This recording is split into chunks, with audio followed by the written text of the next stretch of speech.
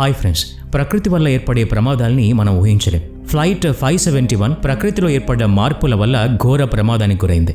ఈ విమానం మంచు పర్వతాల మధ్యలో క్రాష్ అయింది. అక్కడ వారికి తాగడానికి నీరు గాని, తినడానికి తిండి గాని ఏమీ లేక వారి ప్రాణాల్ని రక్షించుకోవడానికి చనిపోయిన తోటి ప్రయాణికుల మాంసాన్ని తినవలసి వచ్చింది. వారు ప్రతి నిమిషం వారి మరణంతో ఎలా పోరాడారు అనే విషయాన్ని తెలుసుకుందాం. మరింకెందుకు ఆలస్యం, let's start our today's episode. 12 October 1972న Carrasco international airport old Christians club rugby యూనియన్కి చెందిన కొంతమంది ప్లేయర్స్ రగ్బీ ఆడడానికి సెయింటియాగో వెళ్తూ ఉన్నారు. దీని కొరకు వీరు 2 ఇంజన్ల ఒక ప్రైవేటు విమానాన్ని బుక్ చేసుకున్నారు. ఆటగాళ్లతో పాటు వారి కుటుంబ సభ్యులు కూడా ఈ విమానంలోనే బయలుదేరారు. ఈ ప్రయాణంలో 40 మంది ప్రయాణికులతో పాటు 5 విమాన సిబ్బంది కూడా ఉన్నారు. పైలట్ కల్నల్ జూలియో సీజర్ ఫెరాడ్స్కి చాలా అనుభవం ఉంది. ఈ విమానం మెండోజా, అర్జెంటీనాకు వెళ్లి అక్కడి నుంచి శాంటియాగో వెళ్ళాలి. విమానం బయలుదేరిన తర్వాత వాతావరణ పరిస్థితుల్లో కొద్దిగా మార్పు రావడం ప్రారంభమైంది. దీంతో విమాన పైలట్ విమానాన్ని మెండోజాలో ఉంచి మరుసటి రోజు పరిస్థితులు చక్కబడ్డాక బయలుదేరాలని భావించాడు. కానీ మరుసటి రోజు కూడా పరిస్థితుల్లో ఎటువంటి మార్పు లేదు. మరుసటి రోజు 13 అక్టోబర్ 1972 రోజున మధ్యాహ్న సమయంలో తిరిగి ఈ విమానం శాంటియాగోకి బయలుదేరింది. శాంటియాగోకి చేసే ఈ యాత్రలో వారు యాండీస్ మంచు పర్వతాల్ని దాటాల్సి ఉంది. ఈ విమాన కో పైలట్ ఈ దారిలో ఇదివరకు 29 సార్లు ప్రయాణించాడు. ఈ కారణం వల్లే కావచ్చు ఈ విమానం ప్రతికూల పరిస్థితుల్లో కూడా శాంటియాగోకి బయలుదేరింది. ఫ్లైట్ 571 తన దారిలో వస్తున్న అన్ని పర్వతాల్ని దాటుతూ ముందుకు ప్రయాణిస్తోంది. ఈ విమానం దాదాపు 18,000 అడుగుల పైన ప్రయాణిస్తోంది. కానీ పైలట్కు ఏమీ కనిపించడం లేదు. కారణం అక్కడి పరిస్థితులు. ఒకవేళ వాతావరణ స్థితి చక్కగా ఉంటే పైలట్ చుట్టుపక్కల చూసి విమానం ఎక్కడుందో, పర్వతాల నుంచి ఎంత దూరంలో ఉందో అంచనా వేయగలిగేవాడు. కానీ ఇప్పటి పరిస్థితి ప్రకారం ఏమీ కనిపించకపోవటం వల్ల లొకేషన్ కోసం పైలట్ విమానం యొక్క ఇన్స్ట్రుమెంట్ పైనే ఆధారపడవలసి వచ్చింది. దీనివల్ల అతను యాండీస్ పర్వతాల్ని దాటానని భావించి ఏటీసీని ల్యాండింగ్ కోసం పర్మిషన్ అడగడం జరిగింది. ఏటీసీ కూడా అతన్ని యాండీస్ పర్వతాలు దాటారా అని ప్రశ్నిస్తే అతను దాటామో అని చెప్పాడు. కానీ అప్పటికీ ఆ విమానం యాండీస్ పర్వతాల పైనుంచే ప్రయాణిస్తోంది. విమానంలోని ట్రాకింగ్ సిస్టమ్ తప్పుడు సమాచారాన్ని అందించడం జరిగింది. ఆ సిస్టమ్ ఏ విధంగా పనిచేస్తుంది అంటే, ఉదాహరణకి ఢిల్లీ నుంచి హైదరాబాద్కి రావాలనుకుంటే ప్రయాణ సమయం 2 గంటలు అనుకోండి.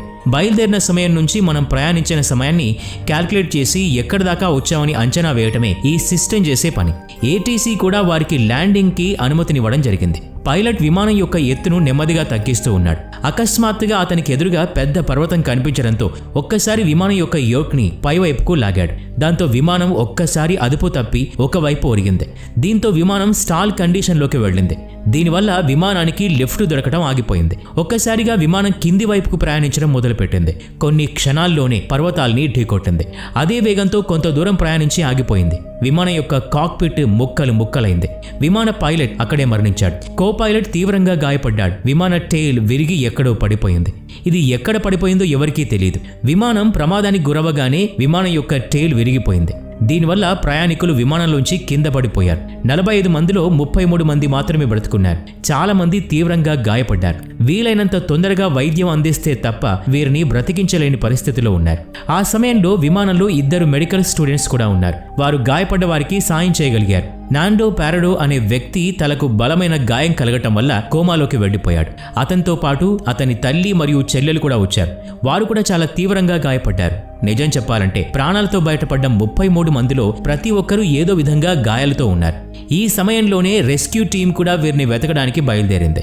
ఇంత విశాలమైన మంచు పర్వతాల్లో ఒక విమానాన్ని వెతకడం చాలా కష్టం. అంతేకాదు ఆ మంచు పర్వతాల్లో చలి ఏ విధంగా ఉంటుంది అంటే ఒక్క రోజులో మనిషి గడ్డ కట్టుకుపోతాడు. అంత భయంకరమైన చల్లటి గాలులు అక్కడ ఉంటాయి. ఈ కారణాల చేత తొందరగా సహాయం చేయడానికి చాలా విమానాలు బయలుదేరాయి. ఇవి ప్రమాదం జరిగిన స్థలాన్ని వెతుకుతూ ఉన్నాయి. మధ్యాహ్నం నుంచి రాత్రి నుంచి తెల్లవారింది. అయినప్పటికీ విమానానికి సంబంధించిన ఎటువంటి ఆధారం వారికి లభించలేదు. సంఘటన జరిగిన మరుసటి రోజు 11 విమానాల్ని యాండీస్ పర్వత శ్రేణిలోకి పంపించడం జరిగింది. ఆ విమానంలో మిగిలి ఉన్న ప్రయాణికులు తెల్లవారితే ఏ విధంగానైనా రెస్క్యూ టీం వారిని కాపాడుతుందని నమ్మకంతో ఉన్నారు. తెల్లవారింది, రాత్రి గడిచింది, తిరిగి తెల్లవారింది. రెస్క్యూ టీం గాల్లో చక్కర్లు కొడుతోంది. అయినప్పటికీ వీరిని వారు గమనించలేకపోతున్నారు.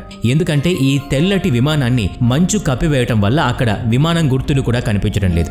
కొంతమంది ప్యాసింజర్స్ విమాన శిథిలాలపై వారి లిప్స్టిక్లతో రాయటం ప్రారంభించారు. అంత ఎత్తులో నుంచి చిన్న అక్షరాల్ని చూడటం చాలా కష్టం. విమానాలు ఆకాశంలో ఎగురుతున్నాయి. అయినప్పటికీ వీరికి సాయం అందటం లేదు. ఎందుకంటే రెస్క్యూ టీం వారికి వీరు కనిపించట్లేదు. కొంతమంది వారి బట్టలతో ఎక్స్ సింబల్ని ఏర్పాటు చేయడం జరిగింది. అయినప్పటికీ అది కూడా ఫలితాన్ని ఇవ్వలేకపోయింది. చలికి తట్టుకోలేక మరొక 5 మరణించారు. విమానంలోని సీట్లను ఉపయోగించుకొని షెల్టర్ను తయారు చేసుకోవాలని వారంతా కలిసి నిర్ణయించుకున్నారు. ఈ షెల్టర్లో ఎవరు ఉంటారంటే ఎవరి పరిస్థితి అయితే ప్రమాదకరంగా ఉందో వారు అక్కడ ఉంటారు. మిగతా వారంతా విరిగిపోయిన విమానంలోనే రాత్రంతా గడపాల్సి ఉంటుంది. సంఘటన జరిగిన 3వ రోజు విమానంలో మిగిలి ఉన్న ఆహారం కూడా అయిపోయింది. నీరు కూడా గడ్డకట్టుకుపోయింది. వారు బ్రతికి ఉండడానికి ఇప్పుడు ఆహారం కానీ నీరు కానీ ఏదీ లేదు. ఒక ప్యాసింజర్ మంచును సీటు యొక్క మెటల్కి కట్టి ఉంచాడు. దీనివల్ల మధ్యాహ్న సమయంలో మెటల్ వేడెక్కి నీరుగా మారుతుంది. ఇప్పటి వరకు కూడా రెస్క్యూ టీం వస్తోంది పోతోంది, కానీ ఎవ్వరూ కూడా ప్రమాద స్థలాన్ని కనిపెట్టలేకపోతున్నారు. కోమాలోకి వెళ్లిన వ్యక్తికి 3వ రోజు మెలకువ వచ్చింది. మెలకువ వచ్చిన తర్వాత తన తల్లి మరియు చెల్లెలి యొక్క మరణ వార్తను విని చాలా దుఃఖించాడు. 4 రోజుల నుంచి మెరుస్తూ ఉన్న మంచును చూడటం వల్ల వారికి చూపు లోపం వచ్చింది. విమానంలో ఒక టోపీ కనిపించింది. దాంట్లో ఒక సన్ విజర్ కూడా ఉంది. వీటిని మరియు బ్రా యొక్క రబ్బర్ను ఉపయోగించి సన్ గ్లాసుని తయారు చేశారు. ఒక సన్ విజర్తో 3 సన్ గ్లాసులు మాత్రమే తయారయ్యాయి. విమానం సీట్లను ఉపయోగించి బూట్లను తయారు చేసుకున్నారు. వీటిని ఉపయోగించి వారు మంచులో తేలిగ్గా ప్రయాణించవచ్చు. అలా ప్రయాణించి సహాయం కోసం అరవచ్చు అని భావించారు. విమానంలో ఒక రేడియో ఉంది. ఇందులో విమాన ప్రమాదం గురించి చెప్పడం జరుగుతోంది. ఇలా 1 కాదు 2 కాదు 7 రోజులు గడిచిపోయాయి. 9 రోజులు గడిచిపోయిన తర్వాత ప్రభుత్వం సహాయక చర్యల్ని చేపట్టడం ఆపేసింది అని ఆ రేడియోలో చెప్పడం జరిగింది. అక్టోబర్ నెలలో చాలా మంచు కురుస్తుంది. దీనివల్ల మేము ఒక నిర్ణయం తీసుకున్నాం. 2 నెలల తర్వాత మంచు కరగడం ప్రారంభిస్తుంది. అప్పుడు యాత్రికుల యొక్క శరీరాల్ని వెతుకుతాం అని ఆ న్యూస్లో చెప్పారు. రెస్క్యూ టీం ప్రయాణికులందరూ మరణించారని భావించింది. కానీ ఎంత దురదృష్టమో చూడండి, వారు బ్రతికి ఉండగానే వారి మరణ వార్తను వారు విన్నారు. దీంతో వీరు చాలా నిరుత్సాహానికి మరియు భయభ్రాంతులకు గురయ్యారు.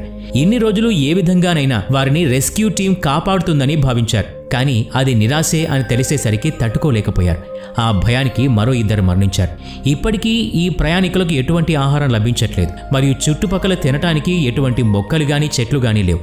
కేవలం చుట్టుపక్కల ప్లాస్టిక్ మరియు విమాన శిథిలాలు మాత్రమే ఉన్నాయి. కొంతమంది ప్రయాణికులు విమానం యొక్క సీటు లెదర్ని తినటం ప్రారంభించారు. కానీ మిగతా ప్రయాణికులు వారిని అడ్డుకున్నారు. ఎందుకంటే ఆ లెదర్ పూర్తిగా కెమికల్స్తో తయారవుతుంది. దీన్ని తింటే వెంటనే మరణం సంభవిస్తుంది. బతకడానికి కేవలం ఒకే ఒక్క మార్గం మిగిలింది. అదేంటంటే బయట మంచులో పడి ఉన్న వ్యక్తుల శరీరాల్ని తినటం. దీనివల్ల వారికి అవసరమైన ప్రోటీన్స్ లభిస్తాయి. లేకుంటే రానున్న 2-3 రోజుల్లోనే అందరి యొక్క మరణం ఆకలి వల్ల సంభవిస్తుంది. కాబట్టి వారంతా ఒక నిర్ణయానికి వచ్చారు. మరణించిన వ్యక్తుల యొక్క మాంసాన్ని తినటం. రాబర్ట్ అనే పేరుగల ప్రయాణికుడు అందరికంటే ముందు విమాన విండ్ మిర్రర్ని విరగొట్టి మాంసాన్ని తినటం ప్రారంభించాడు. దీన్ని చూసిన తర్వాత మరికొంతమంది కూడా అలాగే చేశారు. ఇక మాంసాన్ని తినకుండా ఉన్నవారు 2 రోజుల్లో మరణించారు. ఈ విధంగానే రోజులు గడిచిపోతున్నాయి. ఈ విమాన కో పైలట్ ఈ ప్రాంతంలో 29 సార్లు ప్రయాణించాడు కాబట్టి ఇక్కడి పరిస్థితులు తెలిసే ఉంటాయి. అతను చనిపోయే ముందు వెస్ట్ సైడ్ ఉన్న పర్వతాన్ని దాటితే జనం నివసించే ప్రాంతాన్ని చేరుకోవచ్చని చెప్పాడు. వారిలో అందరికంటే బలమైన 4 వ్యక్తులు ఆ పర్వతాల్ని దాటడానికి బయలుదేరారు. బూట్లు, సన్ గ్లాసెస్ మరియు మాంసం ముక్కల్ని తీసుకొని ప్రయాణాన్ని ప్రారంభించారు. కొన్ని గంటలు నడిచిన తర్వాత వారికి విమానం యొక్క టేల్ కనిపించింది. దాంట్లో వారికి కొంత ఆహారం, సిగరెట్లు, కొన్ని మందులు లభించాయి. వెంటనే వారు అక్కడ మంట వేసుకున్నారు. రాత్రికి అందులోనే ఉండాలని నిర్ణయించుకున్నారు. ఉదయం కాగానే తిరిగి వారి ప్రయాణాన్ని ప్రారంభించారు. ఈ ప్రయాణంలో వారికి తీవ్రమైన చలి ఎదురైంది. తిరిగి రాత్రి అయింది. కానీ వారు నిద్రించడానికి విశాలమైన మంచుతో కూడిన బెడ్ మాత్రమే ఉంది. వారి ప్రయాణంలో వారికి విమానం యొక్క బ్యాటరీ కనిపించింది. దీన్ని రేడియోతో కనెక్ట్ చేసి ఆ సిగ్నల్స్తో సహాయం కోరొచ్చని భావించి ఒక వ్యక్తి వెనుదిరిగాడు. అతను ఒక ఎలక్ట్రీషియన్. మిగిలిన 3 వారి ప్రయాణాన్ని సాగించారు. ఇలా 10 రోజులు ప్రయాణించిన తర్వాత వారికి ఒక నది కనిపించింది. నదికి మరోవైపు కొంతమంది కట్టెల్ని పోగు చేస్తున్నారు. నాండో సహాయం కోసం అరవడం ప్రారంభించాడు.